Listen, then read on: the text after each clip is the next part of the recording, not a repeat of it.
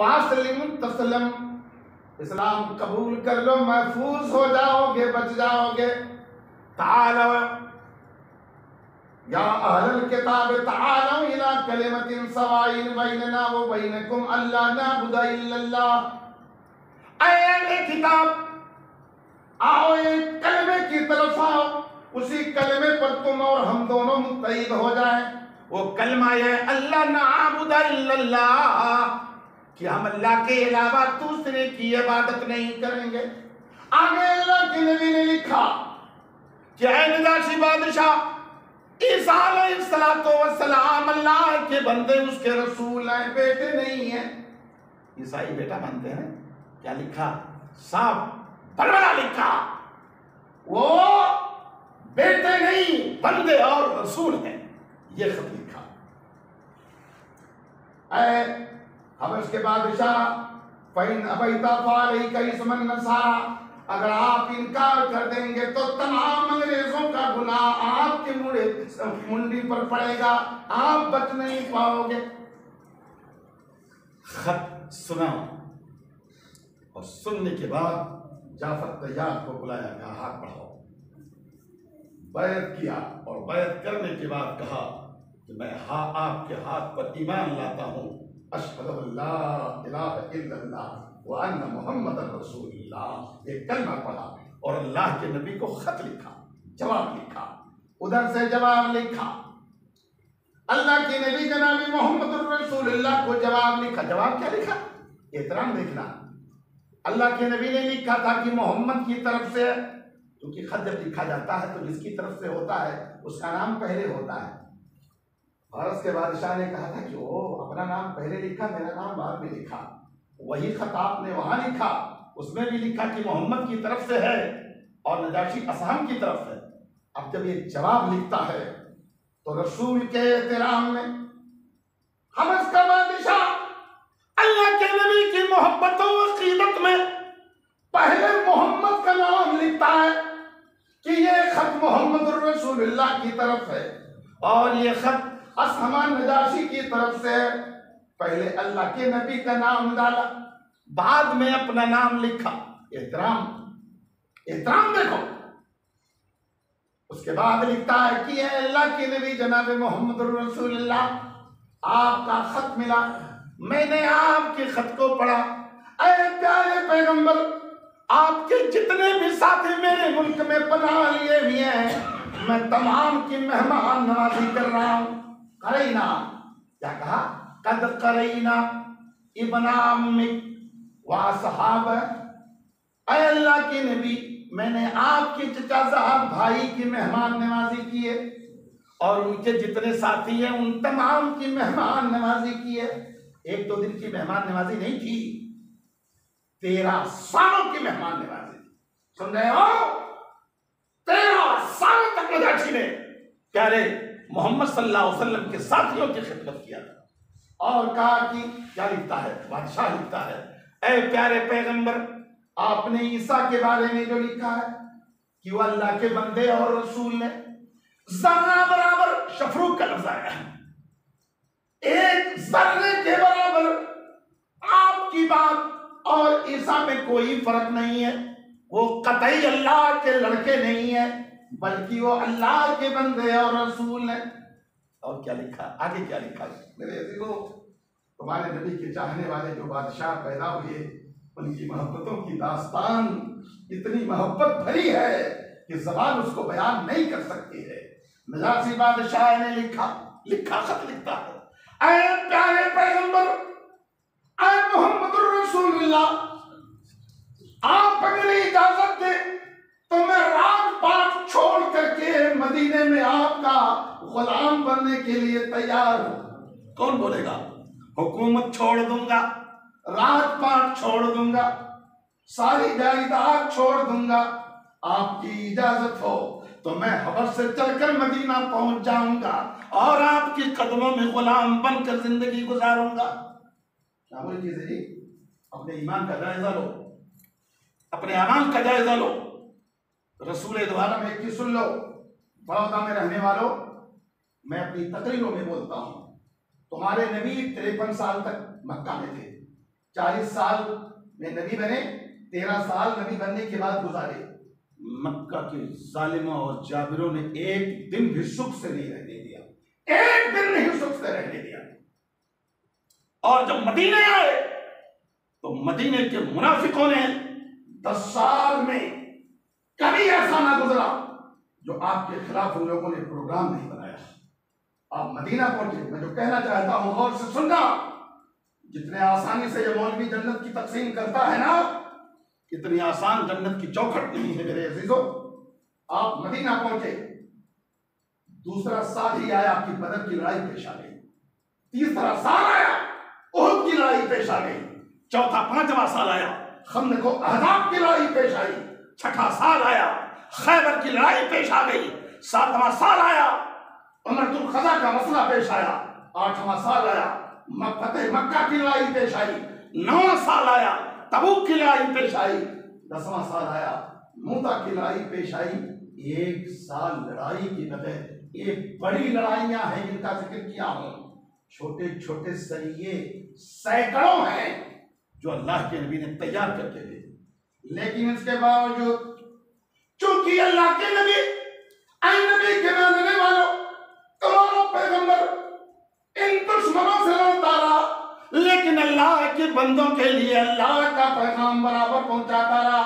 पेशाब कैसे किया जाए, पैखाना कैसे किया जाए, इस्तिंजा कैसे किया जाए, वजू कैसे किया जाए, गुस्ल कैसे किया जाए, जूता कैसे पहना जाए, मिसवाक कैसे किया जाए, सुरमा कैसे लगाया जाए, कपड़ा कैसे पहनाया जाए, बीवी के पास कैसे जाया जाए, मस्जिद में जाओ तो पहले कैसे जाओ और बैतुल खला में जाओ तो पहले कैसे जाओ।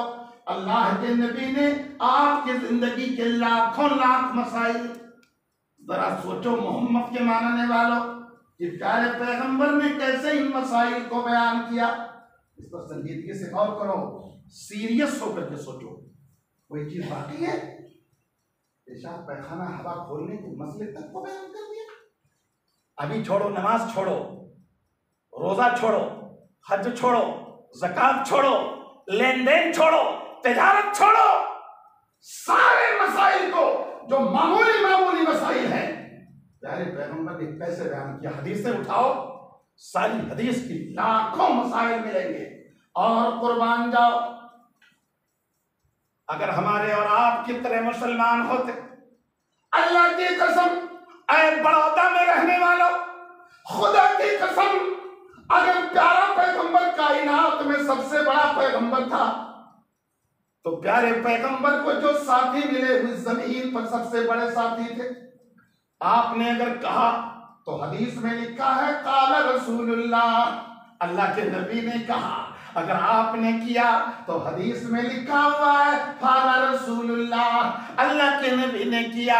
अगर आप सवारी पर बैठ गए तो हदीस में लिखा है रकीबा रसूलुल्लाह। अगर अल्लाह के नबी ने देखा तो हदीस में लिखा है रा रसूलुल्लाह, अल्लाह के नबी ने देखा। अगर नबी मुस्कुराए हैं तो हदीस में लिखा है तबस्समा रसूलुल्लाह, अगर नबी हंसे हुए हैं तो हदीस में लिखा है ज़हका रसूलुल्लाह। अगर नबी ने इस्तिंजा कहीं किया तो सहाबा ने उसको भी याद कर लिया कि अल्लाह के नबी चले और चलते चलते दूर चले गए और जाकर एक जगह छिप करके वहां पर आपने अपनी जरूरत को पूरी किया।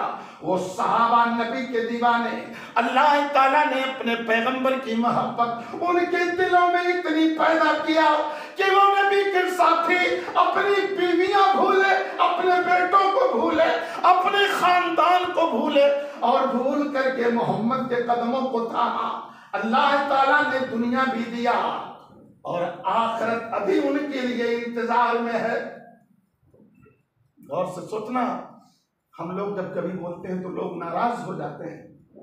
हम लोग एक भी बात प्यारे पैगंबर के अलावा किसी की छेड़ना नहीं चाहते, क्योंकि उन्हीं की बात में हमें जन्नत मिलेगी, उन्हीं की बात में हमें हिदायत मिलेगी, उन्हीं की मोहब्बत में अल्लाह राजी होगा।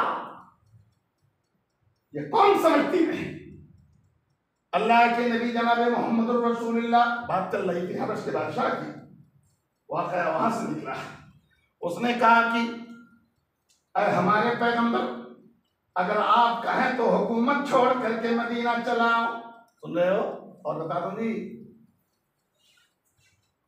इस कौम का हाल, नाराज मत होना, हमारी कौम गलत रविश पे चल रही, गलत रविश पर। खुदा की कसम कुछ न बोलो, आप पक्के नबी के मानने वाले हो जाओ, आप खामोश हो तब भी इनकलाब आ जाएगा, मगर नबी की तरह हो, खाली खामोशी से इनकलाब आ जाएगा। समझ रहे हो? लेकिन ताज्जुब है, आप सब कुछ हो, नबी वाले नहीं, नबी वाले नहीं। हबश का बादशाह, उसने कहा कि या रसूल अल्लाह, मैं अपने बेटे, क्या कहा, राजकुमार को भेज रहा है, किसको? प्रिंस को भेज रहा है। कहा ऐ मदीने के पैगंबर, आपका हुक्म नहीं इसलिए मैं हबश में मौजूद हूं, मगर मैं अपने बेटे, मैं अपने राजकुमार अरहा को भेज रहा हूं। उसके बेटे का नाम अरहा था। क्या था? अरहा। कहा मैं अपने बेटे अरहा को भेज रहा हूं। तुम अपने बेटों को अंधेरों में नहीं देखते हो कि कहीं ठोकर लगेगी, गिर पड़ेगा। और एक बादशाह समंदर पार करके मोहम्मद के कदमों में अपने सपूत को भेज रहा है। मेरे अजीजों, कहा मैं अपने बेटे अरहा को भेज रहा हूं। तोहफा तैयार कराया, प्यारे पैगंबर के लिए हदिया तैयार करवाया, और 60 और नबी के हाथ पर जो ईमान लाए थे उनको तैयार करवाया। अल्लामा तबरी ने मोहम्मद इब्न साहब मगाजी के इमाम के हवाले से इस वाक़े को लिखा है। अल्लामा तबरी ने 60 आदमियों को तैयार किया, अपने बेटे को साथ में भेजा, तोहफा तैयार किया। कहा जाओ मेरे बेटे, मदीने चले जाओ। अरे मोहम्मद से जिस दिल में उल्फत न होगी, समझ लो कि किस्मत में जन्नत न होगी। भटकता रहा है, भटकता रहेगा, मोहम्मद से जिसको अकीदत न होगी। कायला के नबी, ये मेरा बेटा आपकी खिदमत में जा रहा है, मैं तोहफे ताइफ के साथ अपने बेटे को भेज रहा हूं आपके पास। और 60 आदमी और भी तैयार हुए। तो साहब है ना मामला, नबी के चाहने वालों का मामला। ये धन, ये दौलत, ये इज्जतें मोहम्मद के नाम पर सब कुर्बान है। हमारा नबी जिंदा है तो हम हैं, हमारा नबी नहीं तो हम भी नहीं। हमको नहीं चाहिए वो दौलत जिससे हमारे नबी का वकार मजरूह हो। हमको वो इज्जत नहीं चाहिए कि जिस इज्जत की मौजूदगी में प्यारे मोहम्मद की इज्जत चली जाए। मेरे अजीजों और दोस्तों, वहां से काफिला चला, और काफिला चलते चलते समंदर में आके कश्ती पर बैठ गया। कश्ती चली, मझधार में कश्ती पहुंची, समंदर में लहर उठी। लहर इतनी ऊंची थी कि 60 आदमी, तोहफा तमाम, और नजाशी बादशाह का बेटा रहा, तमाम के तमाम भी समंदर में डूब गए और सब शहीद हो गए, सब शहीद हो गए। मदीने का वाक़या है मेरे अजीजों। आपके नबी ने पूरी जिंदगी में एक नमाज जनाजा गाइबाना पढ़ा है, एक जनाजा बस। मदीने का मामला है। अल्लाह के नबी नमाज के बाद अपने सहाबा से कहा, ऐ मेरे सहाबा, तुम्हारे साथियों का खादिम, मेरे हाथ पर ईमान लाने वाला, तुम्हारे साथियों की मेहमान नवाजी करने वाला असमा नजाशी आज इंतकाल कर गया है। सहाबा को लिया, सहाबा का बयान है, सहाबा का बयान है कि अल्लाह के नबी हम लोगों को लेकर के मैदान में निकले और मैदान में सफ लगवाई। आपने ऐसे सफ लगवाई जैसे कोई आदमी मदीने का मरा हो, जनाजा रखा हो।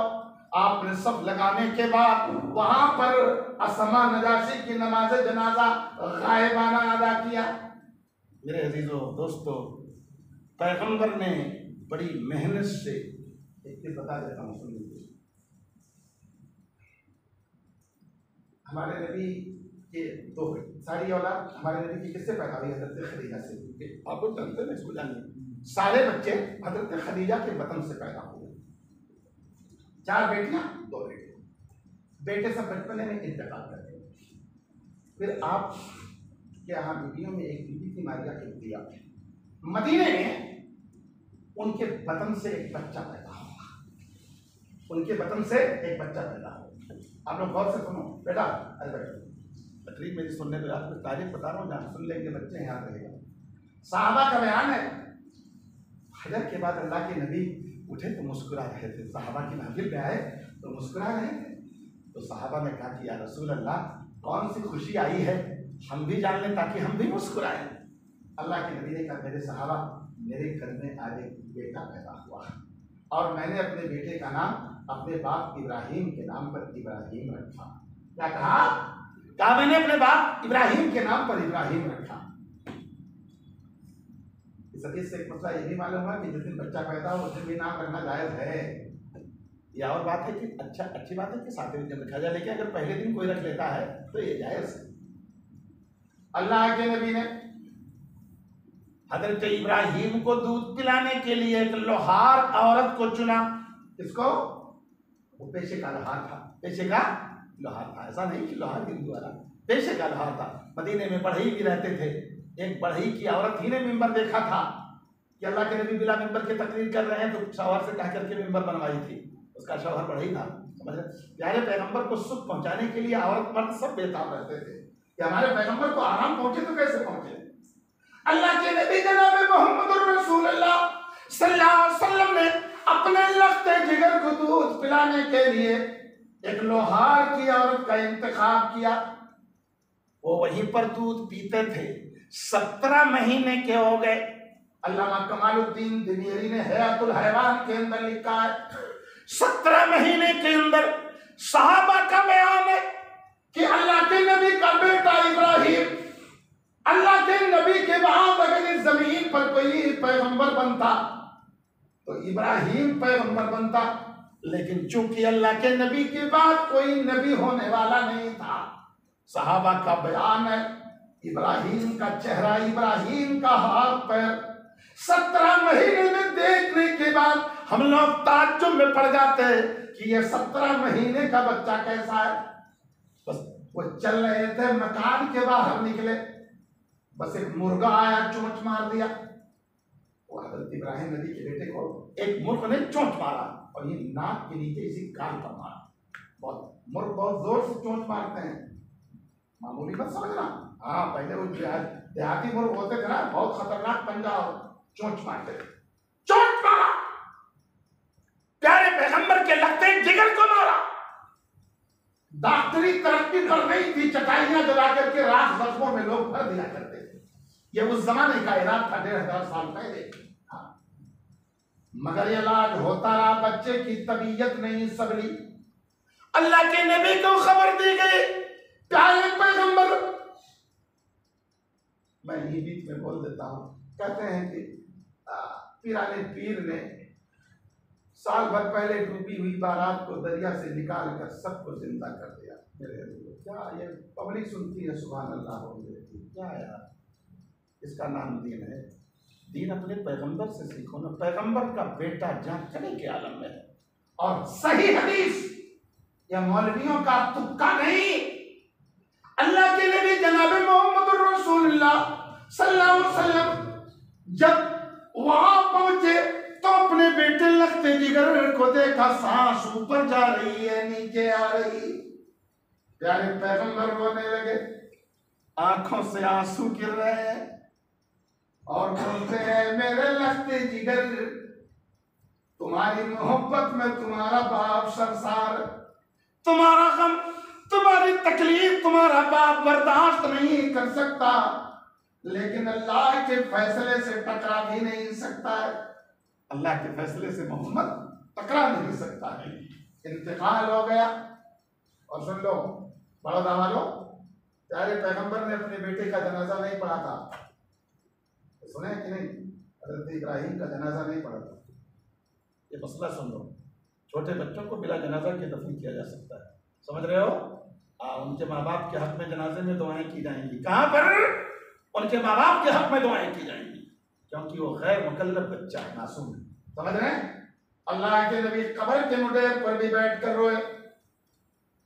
जब इब्राहिम का जनाजा कब्र में उतारा गया, अल्लाह के नबी ने कहा मेरे बेटे का चेहरा खोल दो। चेहरा खुला, कब्र के मुंडेर पर प्यारे पैगंबर बैठे हैं, आंखों से मुसलसल आंसू गिर रहे हैं। साहबा ने कहा या रसूल अल्लाह आप भी रो रहे हैं? कहा रो नहीं रहा हूं, ये रहमत है जो मेरी आंखों से निकल रही है। इसलिए किसी के मरने पर अगर कोई रोता है, आंसू गिरता है, तो ये जायज है। ये चिल्ला चिल्ला करके वैला करके ये रोना मना है, वरना जुदाई पर कौन नहीं रोता? ये तो फितरी चीज है। अल्लाह जानता है मेरा बंदा कितना कमजोर है, समझ रहे हो? अब तो मैं सुनाना चाहता हूं। तारीख दफन करके आ गए, दफन करके लोग मदीने में आ गए, बस सूरज ग्रहण लग गए। क्या हुआ? सूरज ग्रहण। आज का कोई एक सुन्नी मौलवी तकरीर करता है, हक बोलता है, तो पब्लिक उठ जाती है। बहुत बड़ा आलिम शमसुद्दीन कादरी आलिम है, तकरीर करता है, कहता पीर पीर पीर पीर पीर पीर। कहे लाखों के मौलवियों की जबान, कुरान और हदीस में एक मौलवी दिखा दे कि पीर का लफ्ज कहां आया। पीर कह दिया, गुस्ल नहीं करता है पीर बना दिया, नमाज नहीं पढ़ता पीर बना दिया, पूरे जिस्म खुला हुआ पीर। मेरी कौम के लोगों समझो तो, तुम लोग यार तुम में और गैरों में फर्क क्या है? हैं? पागलों से डरते हो, कहते हो ये वलीउल्लाह है। पीर वो होता है जो तहज्जुद गुजार होता है। पीर वो होता, मर्द का घुटने के ऊपर अगर खुल गया तो बहुत बड़ा मक्का और अय्याश आदमी। आपका भी सुन लो, ये जो चड्डियां पहन करके चलती ना, मेरा मकान भी नौगढ़ में ऑन रोड है, तो मेरा एक पहचानने वाला देखा चड्डी पहन के टहल रहा, तो मैं भी मॉर्निंग वॉक करता हूँ। मैंने कादिर भाई शुक्रिया आपका, दुआ दीजिए उस जवान के लिए। इस जवान में हजारों रुपए मेरे प्रोग्राम के लिए गाड़ी के तेल में फूंका, दुआ करो। अंकलेश्वर से लेकर के सूरत ले जाना अपनी गाड़ी को, लोग गाड़ियों में बैठने को तैयार नहीं है, और एक आदमी अपनी गाड़ी लेकर के दौड़ रहा है, और बड़ौदा से यहाँ अपनी गाड़ी लेकर के आए। इसके अलावा और क्या कहूँ, आज मेरी विदाई में जो दावत किया है, मैंने अपनी ससुराल में वो दावत नहीं है। अपनी बात बता रहा हूँ, दामाद की बड़ी इज्जत होती है ना। कहते हैं टाइम को भी दामाद प्यारा होता है, लेकिन अब तो कादिर की दावत है, अल्लाह उनको उनके बाल बच्चों को ऐसा खिलाता रहे और आप उनको भी खिलाता रहे, उसके दरबार से कम ना मांगा जाए। यकीनन वह आदमी अंकलेश्वर की जान है। मैं दुआ करता हूँ अल्लाह इस आदमी की तिजारत में अल्लाह तरक्की दे, दीन का काम होगा, मदरसों का काम होगा। और मेरे अजीजों सुन लो, मेरे बेटों जो कम उम्र हो, मौलवियों को जिंदा रहने की दुआ करो, मदरसों को कभी भी मुरझाने मत दो, मस्जिदों को जवान रखो। अगर ये तीन चीज खत्म हो गई तो तुम खरबों के भी मालिक रहोगे, तो शमशान घाट में जला दिए जाओगे, बच नहीं पाओगे। आप इसको बहुत संजीदगी से ले लेना, जो मैं समझा रहा हूँ। ये छोटे छोटे जो मदरसे गांव में फैले हैं, इनका बहुत बड़ा किरदार है, इनको मकतब कहा जाता है। मेरे अजीजों और दोस्तों, सूरज ग्रहण लग गया, अल्लाह के नबी की तबलीग, मदीने वालों ने कहा अल्लाह, ए मदीने वालों, प्यारे मोहम्मद का बेटा मरा है। जमीन वाले तो कम मना रहे हैं, आसमान का सूरज भी कम मना रहा है। जब कोई होता ना कब्रिस्तान पर बैठने वाला, अगर ऐसा मामला आता, कहता हाँ ये सब मेरी करामत हो रही है। मगर अल्लाह के नबी, आपका पैगंबर, आपका बेटा जुदा हुआ है, लगते जिगर गया है, मगर आपने देखा कि मदीने वाले गुमराह हो रहे हैं। सारे लोगों को जमा किया, और जमा करने के बाद कहा है मदीने वालों, इन शम्स वल कमर आयतान मिन आयातिल्लाह। ये नबी की जुबान से जुमला निकला। इन शम्स वल कमर ला खसिफान लिमौत अहदिन। आपने फरमाया सूरज और चांद अल्लाह की निशानियों में से एक निशानी है, ये किसी के मरने की वजह से इन पर कहन नहीं आता है। देखे कि सब भटक रहे हैं, आप फौरन तबलीग किया और अकीदा दुरुस्त किया। जहां अपनी उम्मत को देखा कि भटक रही है, उम्मत फौरन समझाया कि इसमें ताखीर करेंगे तो उम्मत बिगड़ जाएगी। आपके नबी के अंदर दावत का इतना बड़ा जज्बा था। ज़्यादा तकरीर कर गया हूँ। हमारे